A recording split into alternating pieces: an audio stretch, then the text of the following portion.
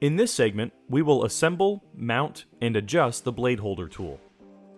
Locate the box containing the blade holder, and the small plastic box containing the blade that came with your accessories. Take the blade holder and remove the blue cap. Take the CB09U blade and insert it into the blade holder's blue cap.